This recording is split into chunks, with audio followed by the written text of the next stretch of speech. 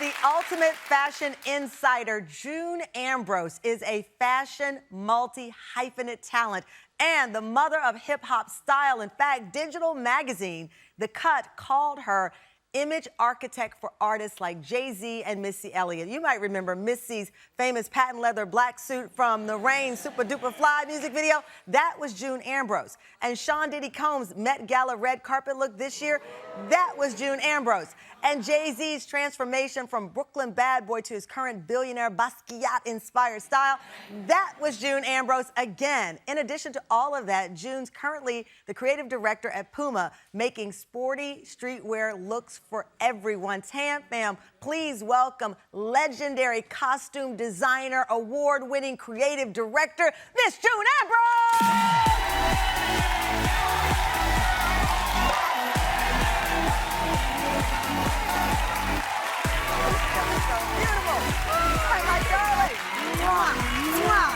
Look at you! Oh, I'm underdressed. Oh my God! I'm underdressed. First of all, you're never underdressed when you walk out with fur shoes. I mean, I knew I was coming to see you. I mean, listen, everything you do, legendary. I mean, I'm running down. Do you get chills when I'm like, Missy Elliott's look?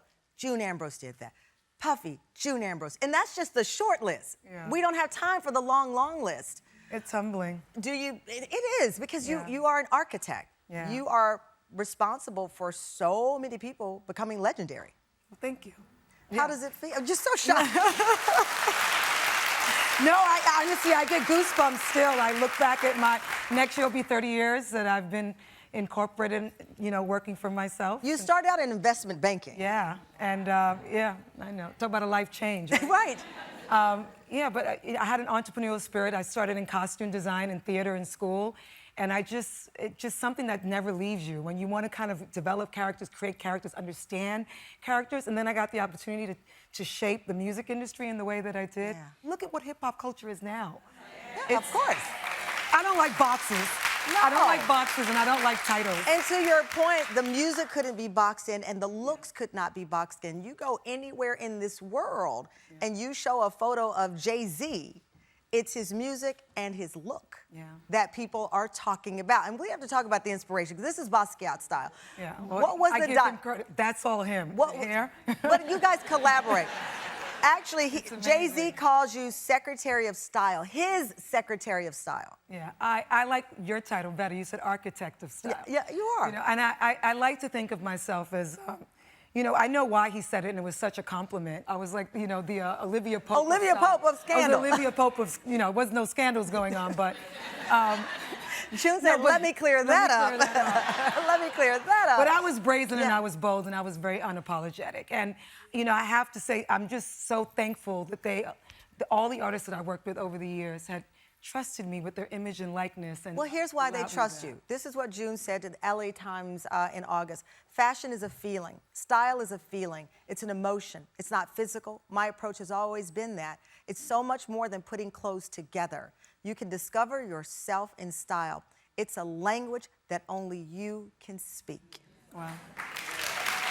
And why I love that quote is that saying, you don't have to go out and buy the $1,000 sweater that everybody else is buying. You don't have to have the exact thing that a magazine says is it. Yeah. You're it. Yeah, you control and you control that. Yeah, that's your narrative. Where did you get that? Because in a world where we say we want to be individuals, we see fashion designers copying each other. We see artists copying each other. Yeah. How do you keep that independence and identity in a world that sometimes wants you to look the same? I have a 19-year-old daughter, and it's like when I was being brought up, my mother never said to me it was okay. It was not okay to be different. It was just, she'd be like, oh, that's just June. And I would always do things that were so off kilter. And look at Miss Summer. This is her beautiful 19-year-old daughter now, who's a partner with you. She's a chef. She's studying business. She's an entrepreneur. Look at this. Yeah. Well, listen, the best influence you can have is to have a parent that you look up to and admire.